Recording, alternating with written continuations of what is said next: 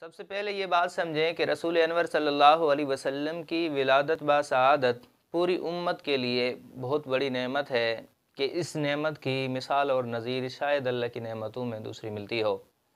Number 2، رسول انور صلی اللہ علیہ وسلم کی ذات گرامی کی ولادت سے امت کو برکتیں اور خیر حاصل ہوئی، اور ہر امتی رسول انور صلی اللہ علیہ وسلم کی ولادت بسعادت پہ خوش ہے۔ لیکن یہ بھی یاد رکھ لیں کہ رسول انور صلی اللہ علیہ وسلم کی ولادت کو بنیاد بنا کر رسول اللہ کے دین حنیف میں بدعات گھڑنا، اپنی طرف سے عبادات بنانا، اپنی طرف سے طور طریقے بنا کر انہیں عبادت بتانا، نہ کرنے والوں پہ فتویٰ لگانا، یہ طریقہ بھی شرعاً جائز نہیں ہے۔ یاد رکھیں جیسے ہی ربیع الاول مہینہ قریب آتا جاتا ہے، ایسے ہی بدعتی حضرات موسمی بٹیروں کی طرح اچھلتے کودتے نظر آتے ہیں، اپنی بدعات اور خرافات کرتے بھی نظر آتے ہیں، اور ان کو ثابت کرنے کے لیے قرآن و سنت میں بے جا تعویلیں، بے جا تحریفیں کرتے نظر آتے ہیں۔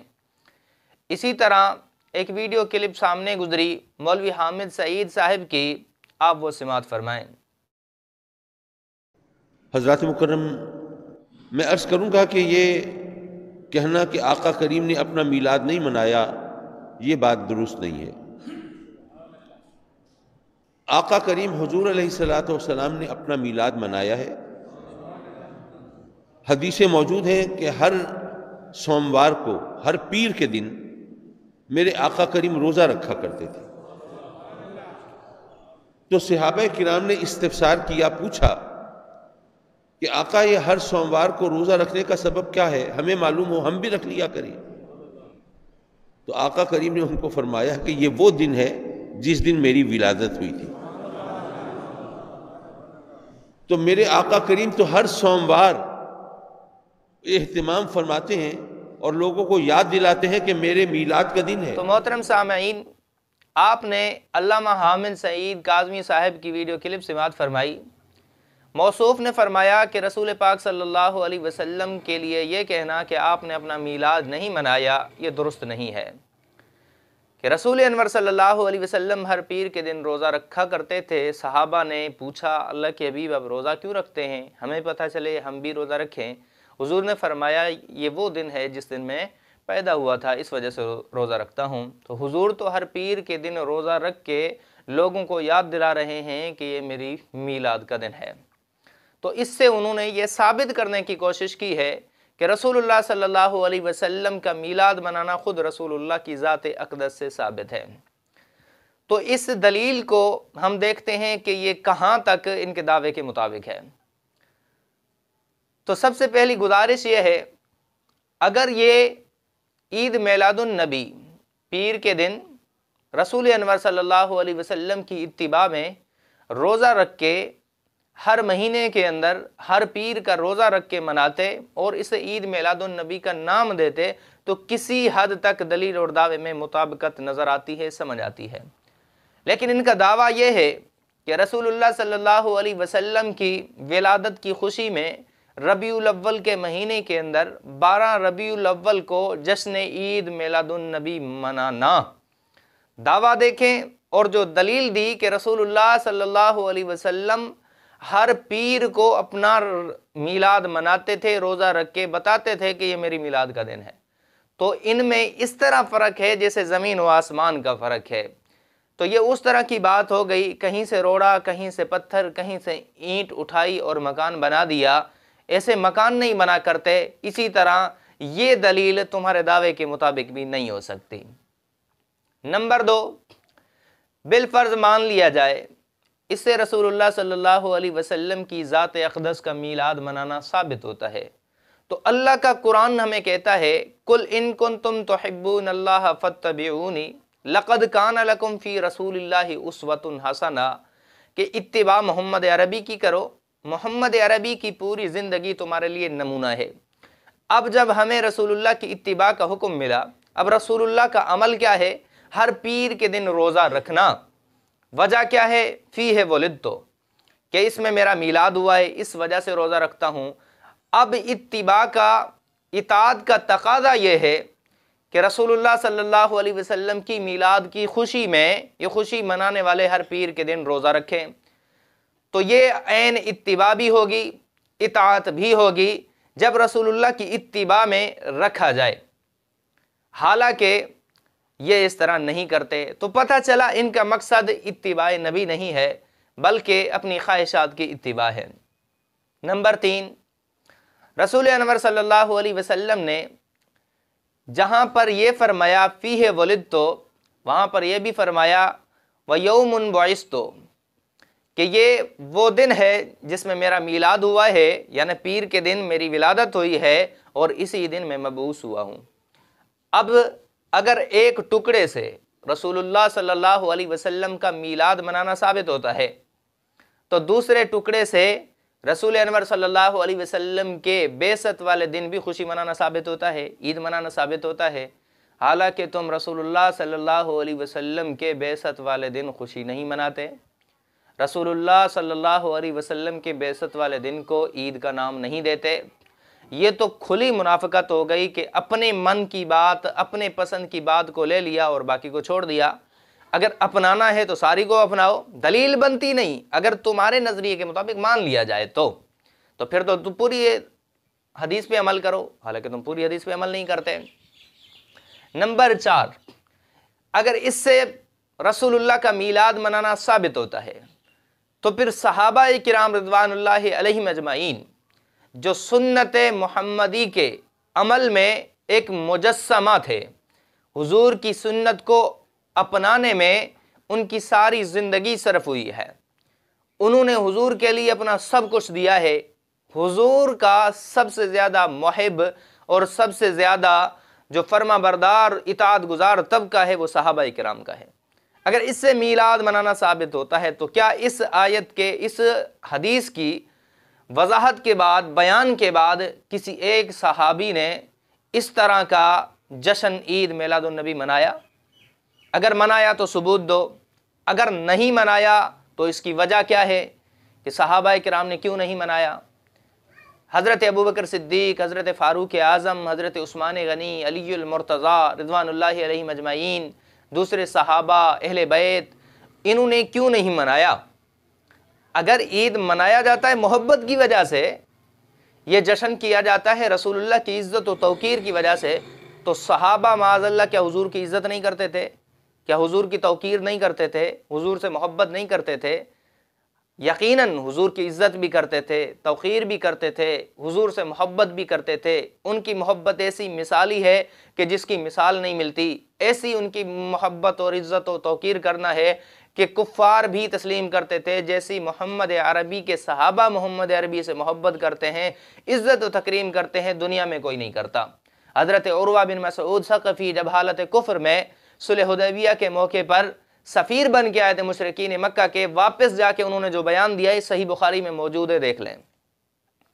نمبر 5، اگر کسی دن روزہ رکھنے سے عید ثابت ہوتی ہے تو پھر کئی ایسی روایات ملتی ہیں جن کے اندر رسول اللہ صلی اللہ علیہ وسلم نے روزہ رکھنے کا عہد کیا ہے، صحابہ کو حکم دیا ہے، روزے کے فضائل بیان کیے ہیں۔ مثال کے طور پہ میں آپ کے سامنے ایک روایت پیش کرتا ہوں۔ مسلم شریف کے اندر روایت نمبر 1130، حضرت ابن عباس رضی اللہ تعالیٰ عنہ اس کے راوی ہیں۔ عن ابن عباس رضی اللہ عنہ قال قدم رسول اللہ صلی اللہ علیہ وسلم المدینہ، حضرت ابن عباس کہتے ہیں حضور جب مکے سے مدینہ کی طرف ہجرت کر کے آئے، فوجد الیہود یصومون یوم عاشورا، یہودیوں کو دیکھا کہ یہودی عاشورہ کے دن روزہ رکھتے ہیں۔ ان سے پوچھا گیا تو انہوں نے کہا اظہر اللہ فیہ موسیٰ و بنی اسرائیل علی فرعون، کہ یہ وہ دن ہے جس دن اللہ تعالی نے موسیٰ علیہ السلام اور بنی اسرائیل کو فرعون کے ظلم سے نجات دی تھی۔ فَنَحْنُ نَصُومُهُ تَعْظِيمًا لَهُ، ہم حضرت موسیٰ علیہ السلام کی تعظیم تکریم میں یہ روزہ رکھتے ہیں۔ فقال النبی صلی اللہ علیہ وسلم، حضور نے فرمایا نحن اولیٰ بموسیٰ منکم، ہم حضرت موسیٰ علیہ السلام سے زیادہ تعلق رکھتے ہیں، بنسبت تمہارے، فَأَمَرَ بِصَوْمِهِ، تو حضور نے روزہ رکھنے کا حکم دیا۔ تو دیکھیں آپ نے جو روایت پیش کی اس روایت کے اندر صرف وجہ بیان کی فیہ ولدت، یہاں پر ہے کہ آپ جب مکے سے مدینہ آئے یہودی عاشورہ کے دن کا روزہ رکھتے تھے، آپ نے ان سے پوچھا کہ روزہ کیوں رکھتے ہو؟ انہوں نے وجہ بیان کی کہ اللہ تعالیٰ نے موسیٰ علیہ السلام اور بنی اسرائیل کو فرعون پر فتح عطا کی تھی، فرعون کے ظلم سے نجات دی تھی، تو ہم حضرت موسیٰ علیہ السلام کی تعظیم میں یہ روزہ رکھتے ہیں۔ حضور نے فرمایا پھر حضرت موسیٰ علیہ السلام سے تعلق نبوت کی وجہ سے، اسلام کی وجہ سے ہمارا زیادہ بنتا ہے، ہمارا حق بنتا ہے کہ ہم بھی یہ روزہ رکھیں۔ حضور نے صحابہ کو حکم دیا، وہاں وجہ بیان کی، یہاں حکم بھی دیا ہے۔ تو اگر فقط روزہ رکھنے کی وجہ سے کسی عید کا ثبوت ملتا ہے، خوشی منانے کا ثبوت ملتا ہے، تو یہاں پر حضرت رسول انور صلی اللہ علیہ وسلم حضرت موسیٰ علیہ السلام کی تعظیم میں روزہ رکھنے کا حکم دے رہے ہیں، تو بھائی جہاں یہ عید مناتے ہو، یہ ثبوت دیتے ہو، تو وہاں پر یہ ثبوت بھی ہے، یہاں پر بھی عید مناؤ نا، یہاں پر عید کیوں نہیں مناتے؟ تو پتہ چلا وہی بات ہو گئی کہ میٹھا میٹھا ہپ ہپ، کڑوا کڑوا تھو تھو، اپنے پسند کی جو بات لگی اسے لے لیا اور عوام کے سامنے اس کا من گھڑت مفہوم بیان کر دیا، باقی قرآن و سنت اور رسول انور صلی اللہ علیہ وسلم کی شریعت سے تمہیں کوئی سروکار نہیں ہے۔ نمبر 7 دیکھتے ہیں انہوں نے جو روایت پیش کی اس روایت کا پس منظر کیا ہے، کس پس منظر کے تحت یہ روایت بیان کی گئی ہے۔ مسلم شریف کتاب ہے آپ کے سامنے، حضرت ابو قتادہ انصاری رضی اللہ تعالی عنہ اس روایت کے راوی ہیں، روایت کا نمبر ہے 27 سے 39۔ فرماتے ہیں ان ابی قتادہ الانصاری رضی اللہ عنہ ان رسول اللہ صلی اللہ علیہ وسلم سئل عن صومہ، کہ آپ علیہ السلام سے آپ کے روزوں کے متعلق پوچھا گیا۔ قال فغضب رسول اللہ صلی اللہ علیہ وسلم، حضور اس سوال سے ناراض ہوئے۔ فقال عمر، حضرت عمر نے جب یہ دیکھا تو فرمانے لگے رضینا باللہ ربا وبالاسلام دینا وبمحمد الرسول وببیتنا بیا، کہ ہم اللہ تعالیٰ کے رب ہونے پر، اسلام کے دین ہونے پر، محمد عربی کے رسول ہونے پر اور آپ کی بیعت کرنے پر راضی ہیں۔ قال، حضرت ابو قتادہ کہتے ہیں فسئل عن صیام الدہر، آپ علیہ السلام سے صیام الدہر کے متعلق پوچھا گیا۔ فقال لا صام ولا افطر او ما صام وما افطر، آپ نے فرمایا نہ روزہ رکھا نہ افطار کیا، یا الفاظ فرمائے ما صام وما افطر۔ قال، حضرت ابو قتادہ کہتے ہیں فسئل عن صوم یومین و افطار یوم، پھر آپ علیہ السلام سے 2 دن روزہ رکھنے اور 1 دن افطار کرنے کے متعلق پوچھا گیا۔ آپ علیہ السلام نے فرمایا وَمَن يُطِيقُ ذَلِكَ، اس کی کون طاقت رکھتا ہے؟ قال وَسُئِلَ عَن صَوْمِ يَوْمٍ وَإِفْطَارِ يَوْمَيْنِ، آپ علیہ السلام سے پھر 1 دن روزہ رکھنے اور 2 دن افطار کرنے کے متعلق سوال کیا گیا۔ قال، آپ علیہ السلام نے فرمایا لَيْتَ أَنَّ اللَّهَ قَوَّانًا لِذَلِكَ، کاش کہ اللہ تعالی ہمیں اس کی قوت عطا فرمائیں، اس کی توفیق عطا فرمائیں۔ وَسُئِلَ عَن صَوْمِ يَوْمٍ وَإِفْطَارِ يَوْمٍ، پھر آپ علیہ السلام سے 1 دن روزہ رکھنے اور 1 دن افطار کرنے کے متعلق سوال ہوا۔ قال ذاک صوم اخی داؤد علیہ السلام، آپ علیہ السلام نے فرمایا یہ میرے بھائی داؤد علیہ السلام کا روزہ ہے، یعنی ان کا طریقہ کار ہے۔ قال، حضرت ابو قتادہ کہتے ہیں وسئل عن صوم الاثنین، پھر آپ سے پیر کے روزے کے متعلق سوال کیا گیا۔ قال ذاک یوم ولدت فیہ ویوم بعثت، آپ علیہ السلام نے فرمایا یہ وہ دن ہے جس میں میری میلاد ہوئی ہے اور یہ وہ دن ہے جس میں میں مبعوث ہوا ہوں۔ او انزل علی فیہ، یا آپ نے یہ الفاظ فرمائے کہ اس کے اندر مجھ پر وحی نازل ہوئی۔